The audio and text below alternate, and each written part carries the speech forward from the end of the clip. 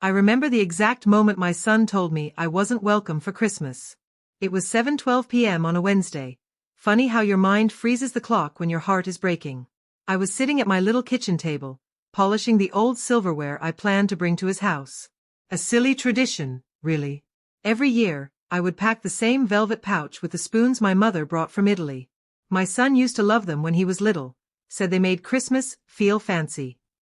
I thought he still cared. I was wrong. My phone buzzed. His name flashed across the screen.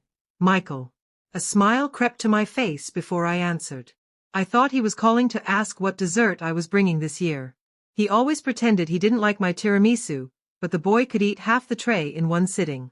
Hi, sweetheart, I said, still smiling. But his voice hit me like a winter gust. Sharp. Rushed. Cold. Mom, listen, about Christmas. My stomach tightened. You can always hear the storm before it hits. What about it?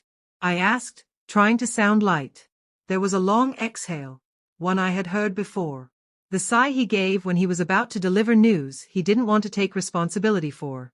Well, he began. Gina and I talked, and we're keeping it small this year. Just us and the kids. It felt like someone pulled my chair out from under me. But I always come, I said quietly. Every year, since the kids were babies. I know, Mom, but things are different now. The house gets crowded. It's stressful. And his voice dropped to a whisper. Gina says it's too much work having you around. I froze. Too much work? I carried that woman on my back when she was pregnant with her first child, cooking meals, cleaning their apartment, watching the baby when she was sick, paying their bills when they couldn't make rent. Too much work was something I never imagined she'd say about me. But she didn't even have the courage to say it herself. I forced a laugh, though it cracked like thin ice. Oh well, if that's how she feels. It's not just her, he added quickly, too quickly. It's just easier this way. We weren't expecting you. Not expecting me. Like I was a delivery that got sent to the wrong address. I stared at the silver spoon in my hand. The same spoon I used to feed him when he was a baby, the one he used to bang on the high chair while laughing. The memories felt like someone else's life. All right, I whispered. The word burned on the way out. Mom, don't take it personally, he said, as if he wasn't ripping out the roots of our entire family tradition. We just want a quiet holiday. Quiet. Without me. The woman who raised him alone. The woman who saved him, protected him, sacrificed everything for him. I swallowed hard. I understand, I lied. But the ache in my chest said I didn't understand at all. Not one bit. He hung up quickly, too quickly, like he had an appointment with relief. I sat there for several minutes, listening to the silence echo around my small kitchen. The Christmas lights blinking softly in the window suddenly felt foolish. I felt foolish. Unwanted. Unnecessary. Forgotten. My eyes drifted to the old framed photo on the counter. Michael at age 7, covered in flour, baking cookies with me. He used to cling to my apron and say, "Christmas isn't Christmas without you, Mom." So when did I become disposable? The tears started without permission, sliding down my cheeks in slow, heavy lines. I pressed my fingers against my lips to keep from making a sound. I didn't want to hear myself be weak. But then, something shifted. A strange calm spread through me like warm tea. Not forgiveness. Not acceptance. Clarity. Because my son, my own flesh and blood, had forgotten something very important. Something he never should have forgotten. 5 years ago, when he and Gina wanted their dream house, when their credit wasn't good enough, when they needed someone to step in, I had signed the mortgage. In my name. Not because I wanted control, but because I believed family protects family. Now it seemed only one side remembered that. I wiped my tears, stood up slowly, and placed the spoon back in its velvet pouch. Then I picked up my car keys. He wasn't expecting me for Christmas. But what he really wasn't expecting was what I was about to do next. When I got home that night, the cold outside didn't bother me nearly as much as the cold inside my own bones. I hung my coat, set my keys on the table, and sat down in my old armchair, the one that has molded perfectly to my back after 20 years. It was the kind of chair you sink into when life becomes too heavy to hold upright. And that night, it was heavy. But as I sat there, replaying my son's words, "We weren't expecting you," something else bubbled up beneath the hurt. Memory. A very specific one. It was 5 years ago, on a humid July afternoon. My son and his wife came to me in tears. Not the soft, dignified tears people cry at funerals. No, these were desperate, embarrassed tears. Tears of people drowning in consequences. I remember the scene vividly. They had knocked on my door without calling first, a rare thing for them even then. Michael stood behind Gina, shoulders slumped, hands in his pockets. She looked jittery, like she had rehearsed something on the drive over, but lost her script the moment I opened the door. "Mom, can we talk?" Michael had asked. I let them in, made tea, sat them at the kitchen table. They didn't touch the cups. Instead, they just exchanged glances. Heavy, anxious, the kind that make you brace yourself. Then came the confession. They were being denied a mortgage. Again. For the third time. Their debts were too high, their credit score too low, and their lender too unforgiving. "We found a house," Michael said, eyes shining with a mixture of hope and humiliation. "The one we want to raise the kids in. It's perfect. But we can't get approved." Gina leaned in, voice shaking. "We're going to lose it, Mom. They won't hold it for us." I remember gripping my cup so tightly my fingers went white. Part of me wanted to say no. Not because I didn't want to help. God knows I've spent my entire life helping those I love, but because I had lived long enough to know the danger of tying your financial future to someone else's impulses. But then Michael said something I'll never forget. "We just need you to co-sign. Temporarily.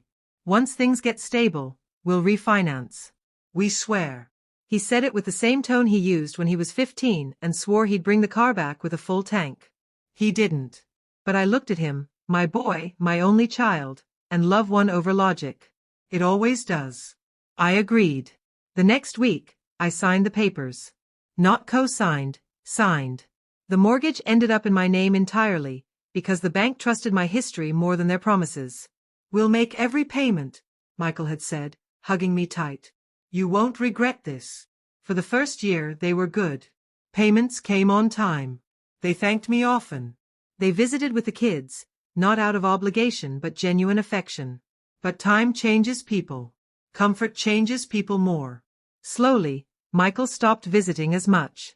Then the calls got shorter. Then the texts became months apart. Suddenly, I was no longer a blessing. They acted like I was a burden. And then one day, Gina slipped and said something that revealed the shift completely. "We'll refinance next year," she told a friend on the phone. She didn't know I was in the next room. "That way the house is finally ours." Ours. As if it had ever been hers. As if the ink on the mortgage wasn't still drying on my responsibility. They weren't malicious, not then, just misguided by comfort. But comfort has a way of turning gratitude into entitlement. And entitlement is a poison you rarely see coming. Back in my armchair, years later, on that painful winter night, I thought about every moment I had stepped in for them. The down payment I covered. The repairs I paid for when the roof leaked. The babysitting. The meals. The bills. The love. The trust. Trust. That was the big one. I trusted that no matter how busy life got, they would never make me feel unwanted. After all, I had given them everything I had, including the roof over their heads. But the truth I realized that night was this. My son had forgotten the value of what I gave him. And people who forget value need reminders. Strong ones. Permanent ones. I looked at the framed mortgage documents in my filing cabinet. My name. My signature. My house. He told me I wasn't welcome for Christmas. But he had no idea he was living in my home with my signature holding up his entire life. And with one phone call, I could make him remember. I didn't sleep that night. Not because I was upset, though I was, but because my mind was too clear. Crystal clear. It's strange. People think revenge is born out of rage. It isn't. Rage makes you sloppy. But heartbreak? Heartbreak gives you precision. By sunrise, I had replayed everything my son said, every tone in his voice, every moment I had stepped into his life as a shield. And now he wanted a Christmas without me, as if I were an obligation he could schedule out. So I made myself a cup of tea, lavender, the one that calms my nerves, and sat down at the kitchen table with the mortgage folder. The edges of the documents were still crisp, untouched by time. 5 years of my signature holding up their life. 5 years of trust. 5 years of them forgetting who gave them the chance to dream so big. I opened the folder and stared at the bold print. Primary owner, Maria De Luca. Secondary occupants, Michael and Gina De Luca. I ran my fingers over the letters. Funny how ink has more loyalty than blood sometimes. At 9:02 a.m., I picked up the phone. Beep, beep. The bank's automated system chirped cheerily, completely unaware of the storm it was about to unleash on my son's life. "Good morning," the representative finally said. "This is Karen with Evergreen Mortgage. How can I help you today?" "Hello, dear," I answered, using the soft voice older women are often underestimated for. "I need to discuss the mortgage on my property." "Of course. Can you verify your full name and the last 4 digits of your account?" I did. Effortlessly. Because it was mine. My name. My house. My authority. "What would you like to do today?" she asked. I took a deep breath, not of hesitation, but satisfaction. "I'd like to freeze payment authorization," I said calmly. "I don't want any payments processed until I personally reinstate them." There was a brief pause. A long one. The kind that tells you the person on the other end is trying to determine whether you fully understand your own power. "Are you sure you want to do that, Mrs. De Luca?" she asked slowly. "This will result in, well, it may cause issues for the occupants." Occupants. What a polite word for people who forgot the hand that fed them. "Yes," I said, my voice steady. "I'm aware. Please proceed." "Well," she replied, typing quickly, "you are the primary owner and the sole mortgage holder, so you have full authority. The freeze will take effect immediately." Immediately. That word was sweeter than any Christmas carol.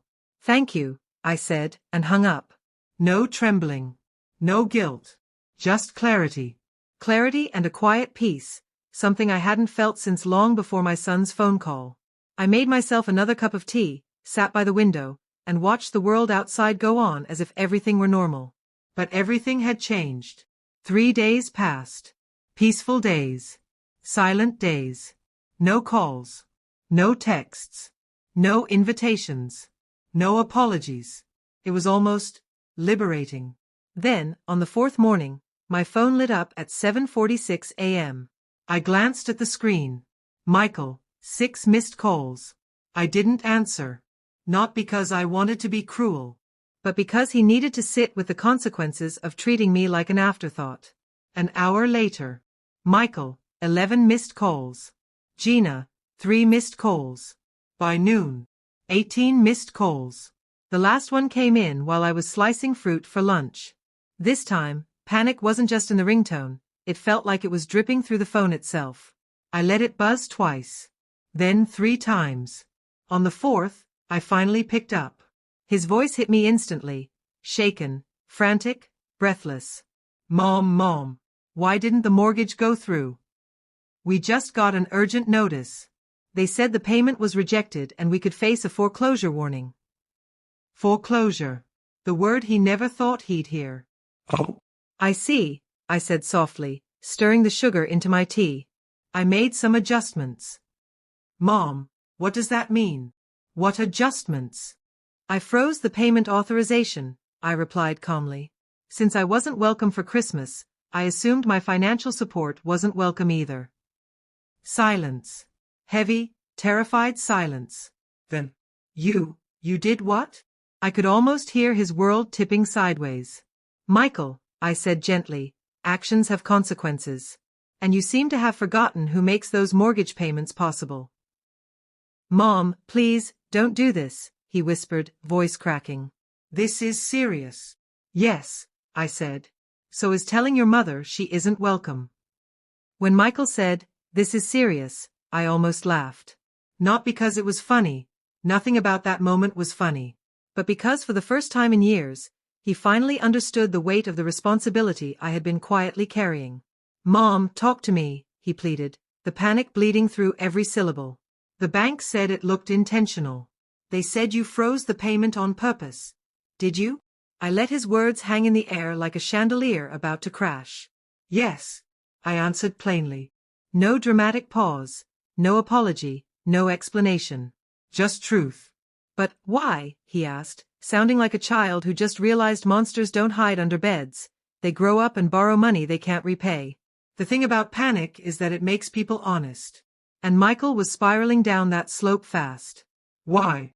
I repeated softly. Because you made it perfectly clear that you didn't want me around. So I assumed you also didn't want the support that allows you to live in that house. Mom, he said again, this time almost a whisper. You're scaring me. Good. Fear has a way of resetting priorities. Before I could respond, I heard a sharp voice in the background. Gina. Give me the phone. She can't do this. She can't. Oh, but I could. And I had. The sound of fumbling came through, then her voice blasted through the speaker, shrill and shaking. Maria, what are you thinking? Are you punishing us? Over Christmas. I didn't raise my voice. I never do. That's the thing about age. You learn that whispers often hit harder than screams.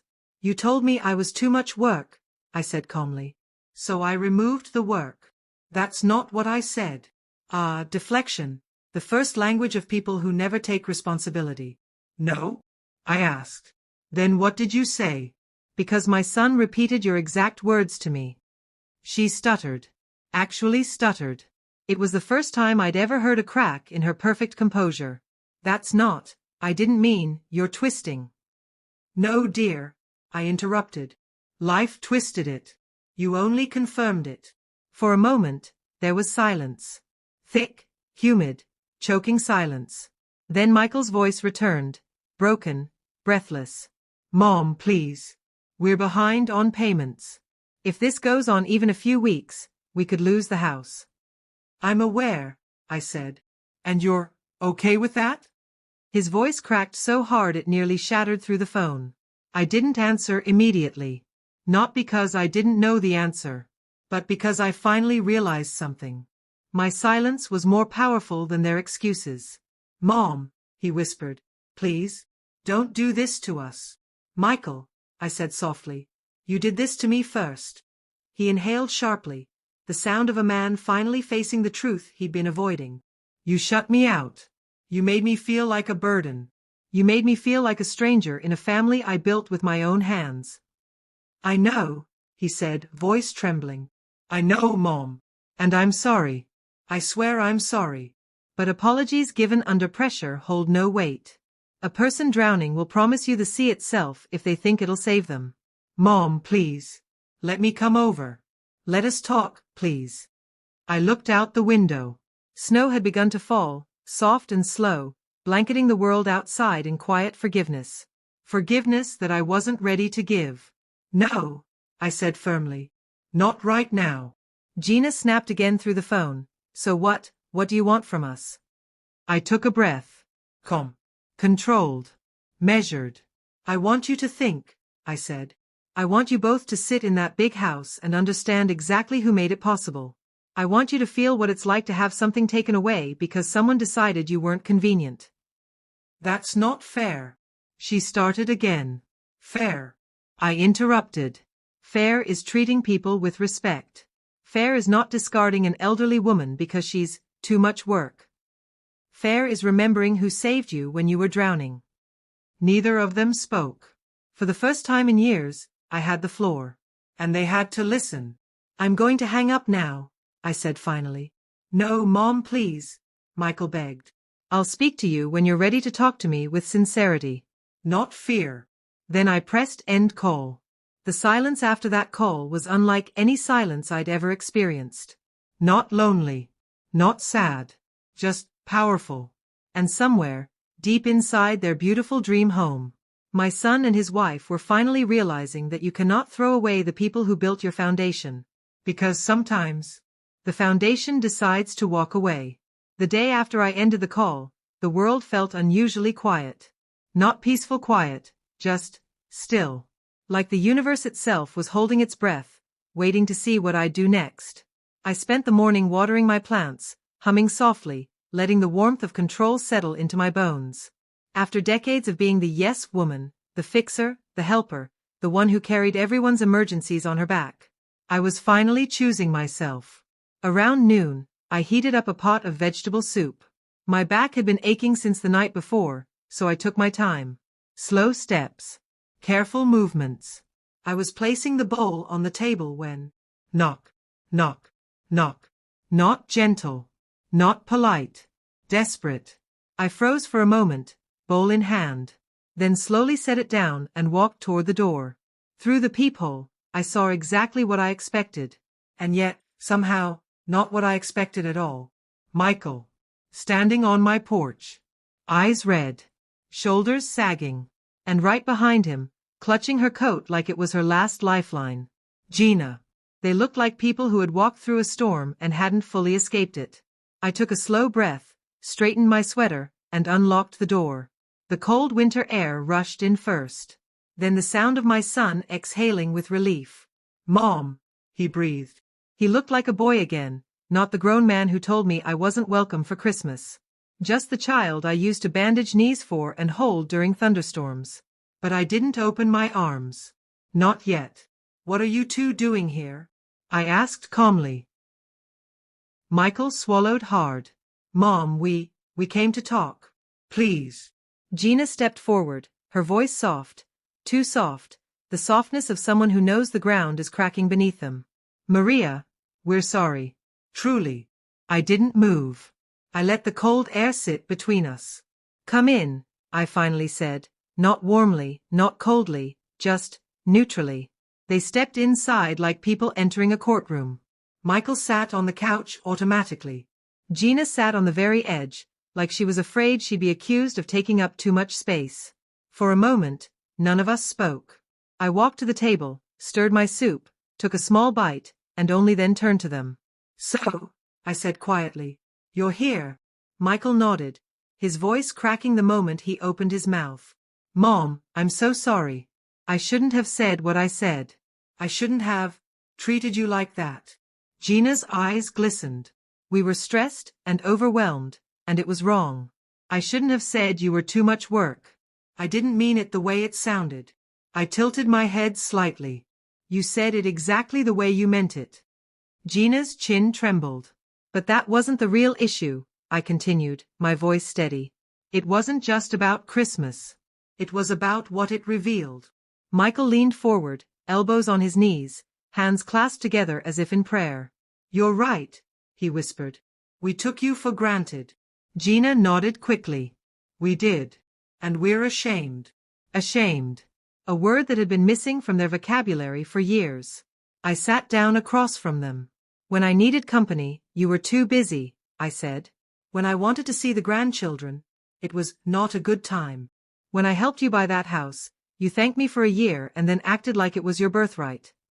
Michael wiped his face with his sleeve. "Mom, we didn't realize we were doing that." "That's the problem," I said softly. "You didn't realize. Because somewhere along the way, you stopped seeing me as family and started seeing me as support." Gina let out a sob she had been holding in for days. "Maria, please," she whispered. "We haven't slept. We don't know what the bank will do. We're terrified." For the first time since they arrived, I felt my chest tighten, not with anger, but with something quieter. Something older. Something maternal. Fear changes people. But humility heals them. I reached for my glasses and put them on with deliberate calm. "You're here," I said slowly. "You're scared. You're apologizing. That's a start." Michael nodded desperately. "We'll do anything to fix this. Anything you want, Mom. Please." I let them wait. I let the silence sit heavy, because real lessons live in silence. Then I spoke. "You hurt me deeply," I said, "and you need to earn back my trust. But first," both of them leaned in, "you need to understand something." Their eyes widened. "You do not get to treat the person who saved you like a burden. You do not get to push me out of your lives when it's inconvenient. And you do not get to forget who built the foundation you stand on." Michael nodded vigorously, tears streaming down. "Mom, we understand. We won't ever make you feel unwanted again. I swear it." I stood up, slowly, letting my back straighten with all the dignity age had given me. Good, I said. Because there are conditions. Their breathing hitched in unison. In that moment, the power shifted completely. And they knew it. I was sitting at my kitchen table when the doorbell rang. Hard. Urgent. The kind of knock that tells you the person outside is desperate. I didn't rush. At my age, you learn to savor the moments when the tables turn. When I finally opened the door, there he was, my son. Red-eyed. Hair uncombed. Breathing like he ran all the way from his house. Mom, he gasped. Why haven't you answered my calls? I raised my brows. Oh, I didn't think I was expected. His shoulders fell. For the first time in years, I saw something that used to be common on his face when he was a little boy. Genuine fear. Not fear of me, but fear of losing what he took for granted. Mom, listen. The bank called this morning, he said, voice cracking. They said the mortgage payment bounced. They said the owner stopped the automatic payment. I let the silence settle like dust between us. And? I asked. He swallowed. They said we have 7 days before they start the foreclosure process. His wife appeared behind him on the walkway, arms crossed, eyes shooting daggers. She didn't greet me. She never did. Just tell her to fix it, she snapped. This isn't funny. Ah. Amanda. The queen of entitlement. The woman who rearranged my living room furniture the first time I visited, because she said my decor taste was outdated. The same woman who told me to call before showing up at my own son's house. My son stepped forward. Mom, please. We need you to restart the payments.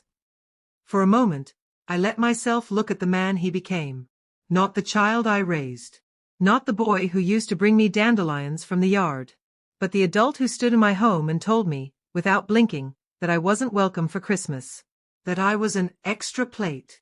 That they needed space for their real family. That I was in the way. I moved aside and gestured for him to sit. He obeyed instantly. His wife hovered by the door like she expected me to bite. I sat across from him, folded my hands, and began calmly. Do you know how the mortgage ended up in my name? His eyes darted nervously. Of course. You offered. No. I cut in gently. You begged. He froze. You came to my house crying. You said the bank denied you, that your credit was too low, that you needed a cosigner. You promised it was temporary. You promised you could handle the payments yourselves. His cheeks flushed with shame. The bank approved it because of my financial history. My years of paying bills on time. My life of sacrifice. Not yours. Amanda scoffed. So what? You're her mother. That's what mothers do. I turned slowly toward her. Sweetheart, I said quietly, mothers give out of love. Not obligation. My son looked like he wanted to disappear. I continued. When you told me not to come to Christmas, when you told me I didn't belong, I realized something. I leaned in a little closer. You don't see me as family. You see me as a service. The words hit him like ice water. He tried to speak, but nothing came out. I spent my whole life giving, I whispered. Giving time. Giving money. Giving love. But I won't give to people who treat me like a burden. Amanda's eyes widened. Are you saying you're not going to fix this? I smiled softly. I'm saying this, if you want me in your life, you act like it. If I am so unwelcome, then so is my wallet. My son's face crumpled. He looked like a man finally seeing the consequences he never believed would come. Mom. I'm sorry, he whispered. Please don't let us lose the house. I stood. For years, you've counted on me, I said. Now, count on yourself. And with that, I walked him to the door. As they stepped out, my son gave me one last look, full of regret. Then he said the words I had waited years to hear.